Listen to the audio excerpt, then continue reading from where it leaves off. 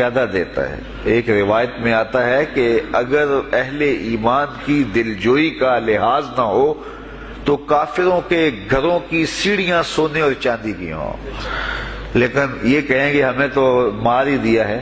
اور اقبال نے کہا تھا نا کہ کافر کو دیے حور و قصور اور مومن کے لیے فقط وعدہ حور، تو اس لیے ان کی دلجوئی ہے، ورنہ کافروں کو اتنا دور، چونکہ ان کا حصہ آخرت میں نہیں ہے، ان کا حصہ صرف دنیا ہے۔ دنیا پہ عیش کریں، دنیا پہ عیش و عشرت کی زندگی گزارے، دنیا ہی دنیا، آخرت میں ان کا کوئی حصہ نہیں۔ اور مومن کا آخرت میں حصہ ہے، اور دنیا کے اوپر جو تکلیفیں آتی ہیں ان تکلیفوں کا بدلہ اس کو قیامت کے دن دیا جائے گا۔ بلکہ صحیح حدیث میں آتا ہے کہ جب اہل بلا کو ان پر آنے والی مصیبتوں کا صلہ دیا جائے گا تو لوگ آرزو کریں گے کاش ہمارے بدن کو لوہے کی کینچیوں سے کاٹ دیا ہوتا، اور دنیا کے اوپر ہمیں بھی تکلیفیں، اذیتیں، آلام و مصائب آئے ہوتے۔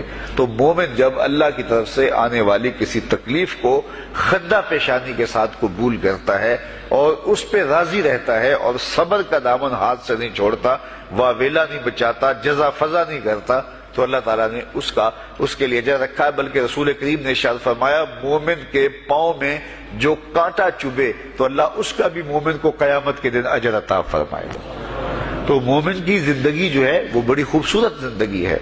تو دنیا کے اوپر جو اسے مانتا ہے اللہ اسے بھی عطا کرتا ہے، جو اس کا انکار کرتا ہے اللہ اسے بھی عطا کرتا ہے، اس لیے کہ اس کی شان ہے کہ وہ رب ہے۔